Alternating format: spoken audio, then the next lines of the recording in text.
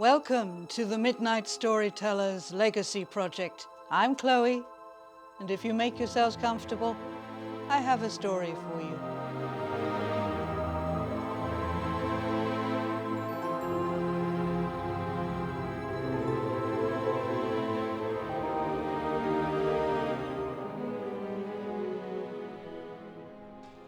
In England, in the city of Worcester, there was once a scrap merchant. He used to drive his old horse and cart around the city, and he would collect the things that people were throwing away. There'd be bits of old furniture, there'd be pots and pans, and above all, in the city of Worcester, of course, there was Worcester porcelain. Beautiful, rich colours, delicate designs, bits and broken pieces. At home, the scrap merchant had a daughter with a wonderful talent to mend things. And if she couldn't mend something, she'd turn it into something completely different. In particular, with the broken porcelain, she could make new bowls. She could make picture surrounds and mosaic trays and tabletops. She had a serious talent. And her father would take the things that she'd mended or made, and he'd flog them for very good money at Worcester Market. So the father didn't want his daughter going out and about. He didn't want her noticed by any likely lads. But the young woman was blossoming into her beauty, and it was spring. And one morning, in the dingy back kitchen of their little house, the young woman was sitting at the kitchen table with a huge pile of porcelain fragments in front of her and a pot of glue. And she was picking and pasting and sticking and daydreaming of love. A little bit of birdsong squeezed through the kitchen window. There was a little scent of greenery, fresh growing things. But there she was, stuck in the kitchen. After about 3 hours or so, she stopped to look at what she'd made. She'd done that kind of work for so long, she really didn't have to think about what she was doing. And when she looked, she saw she'd made, out of blue and white porcelain fragments, with flecks of gold, she'd made a life-size porcelain man. And he was correct in every anatomical detail. He looked as if he could be fully functional. And as she gazed at the porcelain man, porcelain blue eyes opened, and a gold-edged mouth smiled. And the porcelain man spoke to her. "My sweetheart, my love, at last you and I have found each other. Come to my arms." Well, she didn't need telling twice. She stepped into the porcelain man's embrace. His arms closed around her with just a slight chinking, cracking sound. And for the first time in her life, the young woman was kissed. And oh, what a kiss. She liked it. She liked it a lot. She put her back into that kiss.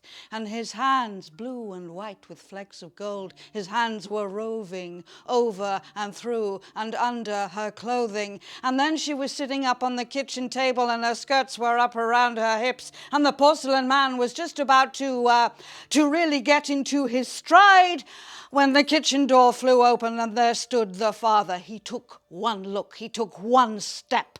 He lifted up his big red fist and he smashed the porcelain man down.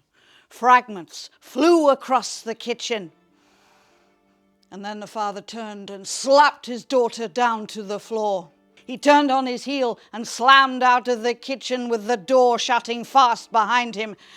And he turned the key in the lock. The daughter lay still, silent. She knew better than to get her father's attention back to her after he'd lost his temper. But when the sound of his footsteps faded, she picked herself up, she went to the sink, she bathed the bruise with cold water,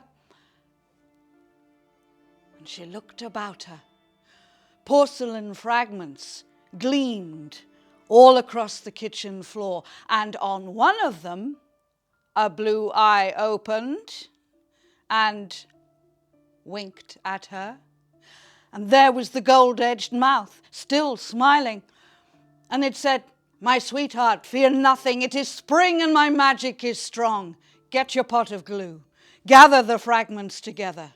Stick me together again in the shape of a horse. Get on my back, and I will carry you away from everything you've ever known."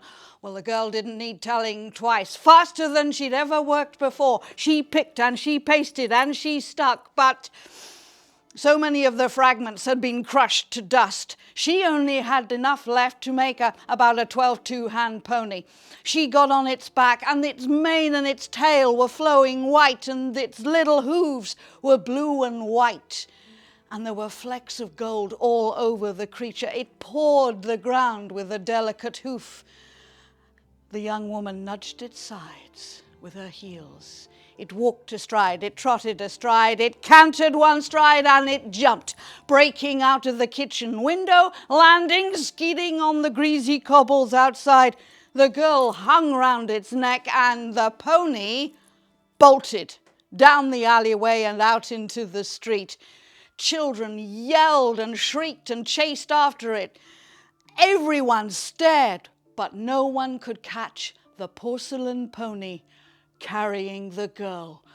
They went straight through Worcester Market and down the hill and round the cathedral and over the bridge across the river and out into the countryside. Finally, the pony slowed down and the girl was able to sit up and catch her breath. It came to a bend in the road, and just before it, the porcelain pony stopped, and it turned its head on its neck to look back at the girl riding it. Again, there was that very slight chinking, cracking sound. And the pony said, "Now, my dear, you must be braver than you've ever been before. I want you to ride me full tilt into the trunk of that old oak tree you see there at the corner of the road. Ride me into the tree trunk and smash me to pieces again." Well, the girl was used to doing as she was told. She nudged the pony's sides with her heels, and it broke into a gallop. And it went headlong, smash, crash, shatter, into the old tree trunk. The girl flung herself off, rolled. Yes, I've done this myself. You have to learn how to do that sometimes. And she picked herself up, and there were porcelain pieces all across the roadside. On one of them, half the gold-edged mouth was left, and it opened, and it spoke. "Now, my dear, pick up the pieces and stick them together again as a man, and you and I can be together and love each other forever." And that is when the young woman burst into tears. She'd forgotten to bring the glue. And she sat down at the side of the road, sobbing as if her pretty little heart were breaking. Yes, she was so attractive. She had lovely curling brown hair, and she was slim, and she was curvy, and because of all those things, of course, when she sat there sobbing at the side of the road, she was so pretty. No red eyes, no snot, just delicate weeping. And then she looked up, because from down the road coming towards her, she heard thubbity-thud, thubbity-thud. There was a real horse, and riding the horse was a surprisingly handsome young man with clean-looking hair, a clean-shaven face, a clean white shirt, one of those big romantic shirts with huge sleeves, and he had very tight breeches, and he was riding that horse well. When he came to the young woman sitting at the side of the road. He reined the horse in, and with a very kind look of concern, he said to her, "I can see something is wrong. Can I help you?" And she looked up at him and she said, "I've just always been, my true love is broken and I haven't got any glue." The young man looked a little confused and he said, You need glue?" "Yes." "Come back with me. Let me take you to my father's manor house and the servants will bring you as much glue as you need." "Oh, thank you." The young man jumped down from the horse. He helped the young woman gather all the porcelain fragments into his saddlebag. He scooped the girl up in his arms, and that was no mean feat. She was quite curvy. He put her onto the saddle, and then he vaulted easily up behind her. That's so impressive to see. And then, of course, he reached around her to pick up the horse's reins. And where the porcelain man had been cold and unyielding, the squire's son was warm, and under that romantic white shirt, muscles were moving. And the girl leaned back against him and caught that warmth and caught that scent of clean, healthy young man. And as they rode off together, the young woman was thinking. They came to the manor house and the young man was as good as his word. In a very short time, the two of them were sat opposite each other at the kitchen table with the pile of porcelain fragments in front of them and a great big pot of glue. And they worked together, picking and pasting and sticking. But they weren't really looking at what they were making. As they reached out for more pieces, they gazed into each other's eyes and their fingertips touched. After about 3 hours, they stopped to look at what they had made.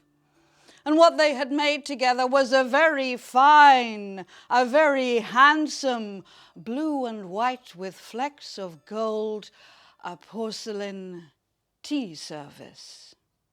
And as they admired what they had made, on one of the little cups, a pair of porcelain blue eyes opened and blinked dolefully.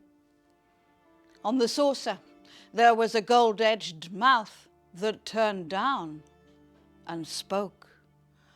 "My sweetheart, my love, I thought you and I were going to be together and love each other forever. Have you forgotten me so soon?" The young woman was evidently astonished by this magical utterance. She leapt to her feet and her gesture quite accidentally knocked that particular cup and saucer flying off the end of the kitchen table. And of course she jumped forward to save those pieces, and it was of course entirely by accident that her great hobnail boot jammed down hard and crushed that cup and saucer to irreparable porcelain dust. A few weeks later, there was a wedding. Everyone was invited, even the grumpy old dad. And I'm sure you've been to parties like this. They're wonderful, there's delicious food, it's all luxurious, but at the end of the party, what do you want? You want a cup of tea. Tea was served in Granny's green and pink and white service. The blue and white tea set, on the orders of the squire's son, that had all been stacked on trays, and servants had carried those trays up to the topmost furthest attic of the manor house, and they'd locked the lot in a cupboard, never to see the light of day again.